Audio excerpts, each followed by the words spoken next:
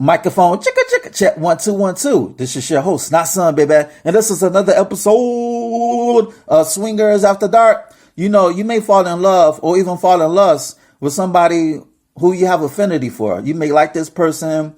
You may see that this person's morals align with yours, and this person has integrity. Their character is on point, and you want to be with this person. But at the same time, you may be at a certain age where you're no longer dating potential. You know, either you have it or you don't. You understand me? And it's a double-edged sword. Dating potential is a double-edged sword because you don't want to miss out on a good thing. You know, especially when you want to be with this person. You like this person. But this person hasn't reached their full potential. You know, they haven't reached their ceiling yet. They have a high ceiling. You see the greatness within them. But the thing is, a lot of people don't even see the greatness within themselves. And this is not a Disney movie where you can unlock the hidden jewel in somebody. They have to see it within themselves. But not for nothing. You have a lot of people who they don't see the greatness. They don't see the greatness within. Either they don't want to see it, they can't see it, or they won't see it.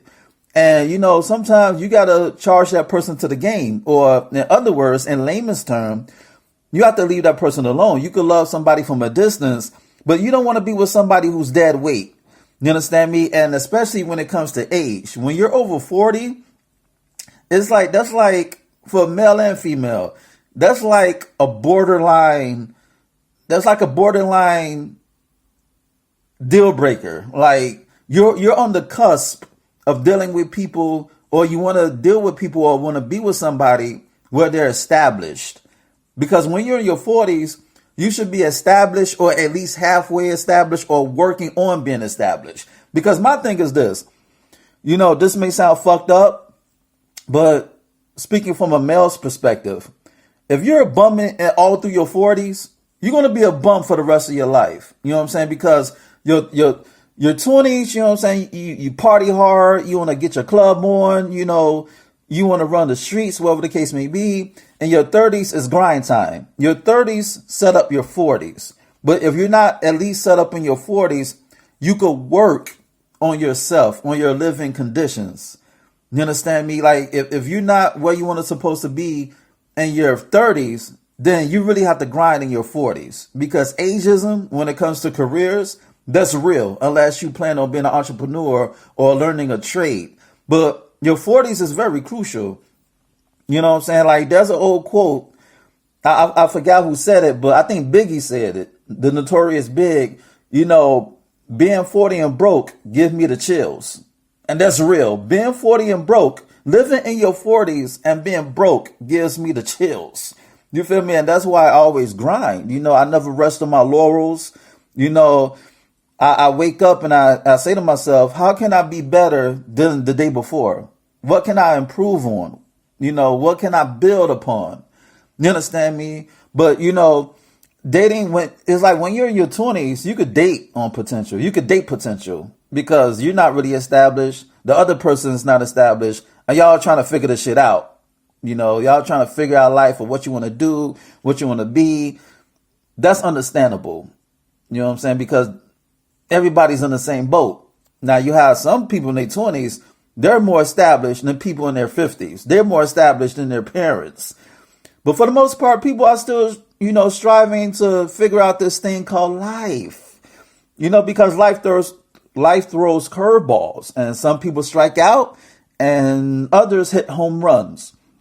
And then, you know, that's cool when you date potential and you're, you know, in your 20s or even your 30s. But when you get to a certain age, you know, you really don't have time for that. You don't want to be disappointed. And a lot of people are disappointed because they see greatness within somebody, but that somebody don't see the greatness within themselves. You know, a lot of people have gifts. Everybody has a gift, but a lot of people don't know how to maximize and recognize that gift.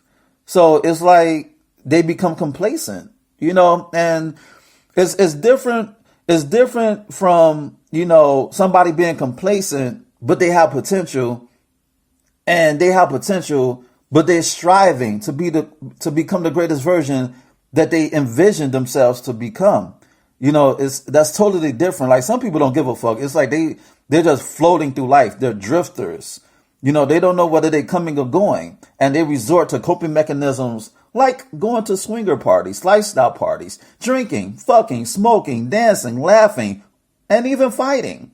Yes, people release their energy a certain way. They exercise their demons, or they release this, repressed energy because they feel like they're failures in life. But my thing is this: a challenge is nothing. Every problem has a solution. Every problem in life has a solution. To me personally, I don't view problems as problems. I see them as challenges that I have to overcome. You feel me? So that's how I live through life. Like, I have no time to be bitching, crying, moaning. I have to get my grind on. So I don't have the luxury to shed tears if I feel like, I'm not where I want to be in life. If I haven't sold enough books, if I haven't, received any sponsorships for my podcast, if my finances are not on point, I can't think about that. You feel me? I just got to get off my ass and, get busy. You feel me? Because, nobody's going to help you, or nobody's going to help me. I don't seek handouts. I appreciate it. I appreciate networking. Like, there's a difference between networking. I know I'm digressing a little bit, but there's a difference between seeking handouts and networking, because some people may see the greatness within you and they want to work with you, especially when they see that you recognize the greatness within yourself. When people see that you're helping yourself, then they're going to be more motivated to help you, because they know they're not wasting their time. Just like you finding a mate. If you haven't reached your potential, and your significant other, or your potential significant other, no pun intended, they see that you're striving, not trying, because trying means to fail. If they see that you're striving and doing to reach your highest potential, they're gonna want to fuck with you, because they know that, okay, you're at least doing a bare minimum, but you want to turn that bare minimum into your maximum. You understand me? And a lot of people have a high ceiling, but a lot of people are afraid of success. Like, you have a lot of people who are afraid of success, and they feel like that if they're successful, they don't know how to deal with it. But that's where being complacent comes into place. So you may have a lot of people who are lazy, and they just want to drift through life. They want somebody to take care of them. You may have dudes who got mommy issues, or you have chicks who got daddy issues, and they just want to be taken care of. They don't want to work. They don't want to, they just want things to be handed to them. They're spoiled, or they got abandonment issues, or they want that childhood that they never had. And I stay away from the motherfuckers. Like, I stay away from the type of people, because I'm not your fucking father. I'm not. Listen, I work hard for every penny I have. So I'll be damned to take care of somebody else when they don't want to take care of themselves. This is not the gravy train. But, if I see that you're striving, if you busting your ass, then I'm going to fuck with you, because I love a hard worker. Like, I had a homegirl, she lived in a shelter, and she had her son, and she asked me for a few dollars. I cashed out her money. I helped her move. Sent her money so she could buy boxes, and sent her money so she could go back and forth from home to job interviews, so she could get back on her feet. If I see that you're doing your thing, I'm going to assist you. You feel me? And she paid me back. I even told her not to even pay me back, but she did anyway, because she appreciated my gratitude. So that's an example of helping those who want to help themselves. And if you see somebody's doing, if you see somebody who's striving to get what they want to be in life, then there's nothing wrong with that. Dating potential, there's nothing wrong with that, because you see the potential play out. You see potential, and then you see potential energy, which is still. It's like a car that's not moving. Then you have kinetic energy. The car has gas. The engine is running. It has a tune-up. The brakes are fixed. Everything is on point. The headlights, the windows, the windows are clear. They're not foggy. You got the rear view. You got the windshield. You got the side door windows. Everything about the car is on point, or is serviceable. It don't have to be a luxury car. It's serviceable. They could get you from A to Z. All you need is the key, or all you need is the press button, or whatever them shit's called. You're the startup engine button. Yeah, the startup engine button. So there's a difference between, potential energy, the car's parked, but kinetic energy, the car's in drive. And, when people see that you're on your journey to reach the destination where you're envisioned, then they're going to want to fuck with you. But on the flip side, when you're in your 40s and 50s, you're like, I don't know. It's like, people don't want to be disappointed. That's what it is. People don't want, especially when, they know that this person is great. They see something in somebody. They see something in that other person, but that person doesn't see it within themselves. And that's where disappointment comes in. But the key is that person has to see the greatness within them, and they have to act on it. That thought has to become motion. That thought has to become a habit. You understand me? It has to be a thought that hatches, that gives birth to a habit, and their grind has to match yours. They may not make as much money as you. They may not have the assets as you. But if everybody's hustling, if everybody's grinding, if everybody's building, then I don't see anything wrong with dating potential, because that this person has the mental faculties to get where they want to go in life. They just may need the right connections, the opportunities. They may need, step their networking game up. You feel me? But you may have people, they don't give a fuck. You see the potential within them, but you can't convince somebody who can't even convince themselves, or who don't even, some people, they just don't want it. You have people, they don't want it.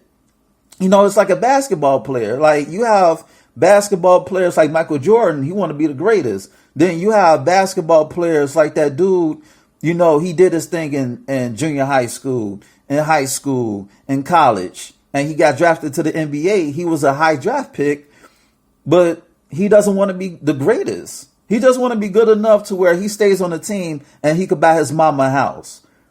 Like, some people they just want to do the bare minimum. All they want to do is make you live comfortably and buy their mama that crib.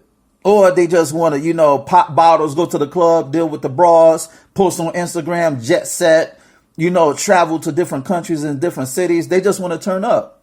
They just getting by. You know what I'm saying? They don't want it like that. They don't have that drive. They're not like Michael Jordan. They're not like Kobe Bryant. They're not like LeBron James. It's like they really don't, they don't want it like the dudes who I mentioned wanted it.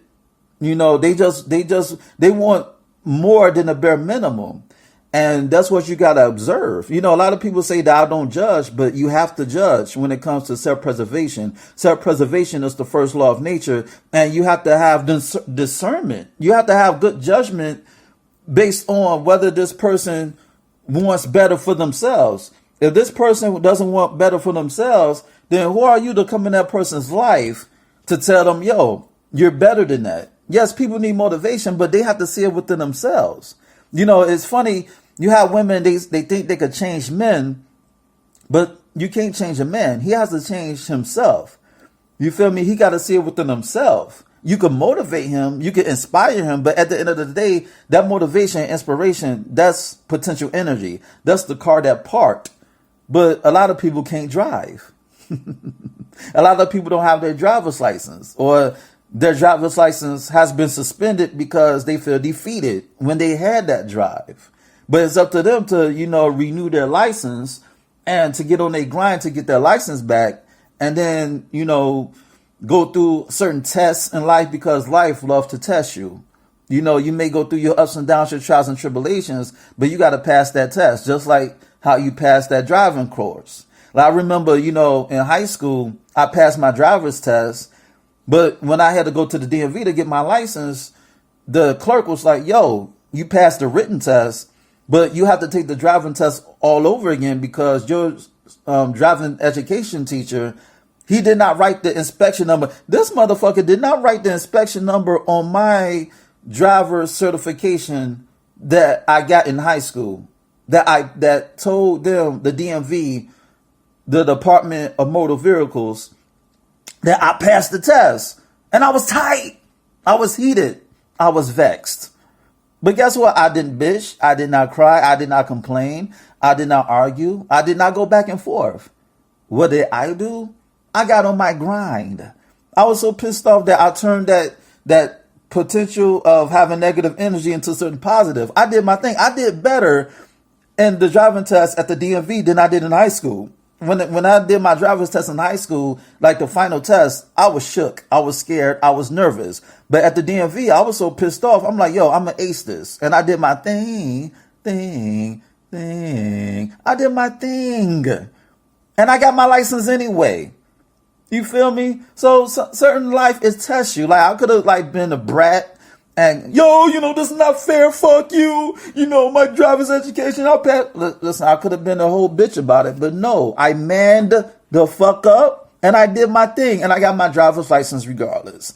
And that's how I view life in general. That's how I started this podcast. It's like my homeboy, he was supposed to edit the earlier episodes. I needed help with him editing some of my episodes that I thought the sound quality wasn't on point, but he curved me. He ghosted me. He wasn't answering my calls, my texts, whatever the case may be, my inboxes.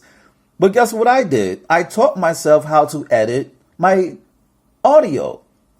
And I did. I taught myself because I used to rap back in the day. So I was familiar with, the editing tools. I was familiar with the wavelengths and the programming and, making sure that the sound waves don't bleed, out of the sound waves don't bleed, because if the sound waves bleed outside of what you call that shit? Outside of the frame. Yes, I'm going to call that. If the sound waves, like them blue sound waves or them black sound waves that you see, if they bleed outside of the frame, then the audio is going to sound distorted. I learned that by being in a studio. So I use that, that little bit of studio knowledge to my advantage. So I engineer and produce and edit my own shit. I do my own thing. So, when life throws you lemons, you got to make lemonade, baby. You got to make lemonade, and lemonade is good. But like I said, it's back to the lecture at hand. When you reach a certain age, dating potential, it's a no-no. You may think so because you don't want to waste your time and you don't want to be disappointed. But at the same time, you got to use discernment, use proper judgment to see whether this person is worth it. You may not know. You may have a diamond in the rough in your hands, and that person recognizes that. But the key is that person have to recognize that instead of you. You could want everything for somebody, but if they don't want it for themselves, then what's the point? You can't force somebody to do something they don't want to do. Then they're going to resent you because they thinking that you making them inadequate. It's like, yo, you think I ain't shit? You think you're better than me? It's like, that's how they're thinking. So it's best just to leave them alone as a whole. You feel me? It's just best to leave them alone. But if you see them busting their ass and they're striving to, they're striving. It's like they're not trying. Because like I said before, trying means to fail. Either you're doing it or you're not. And that's how I judge people. That's how I judge people. It's like whether you're doing it or you're not. Like you could tell me you're the greatest, but what the fuck you're doing? You could tell me I'm trying. What the fuck is that? Don't try, motherfucker. Do it. You feel me? Like people say, well, I'm trying to write a book. Or are you trying to write a book or are you doing it? Well, now, son, I thought about writing a book. Well, okay, do it then. Turn that thought into a habit. Turn that potential energy into kinetic. Listen, if I had $1 for everybody who said they want to write a book and they're going to inbox me or email me, whatever the case may be, I would be a millionaire right now. Yes, I'm exaggerating, but you get the point. You feel me? But yeah, ladies and gentlemen, dating potential is on you. Is that person worth it? Like, ask yourself, is that person worth it?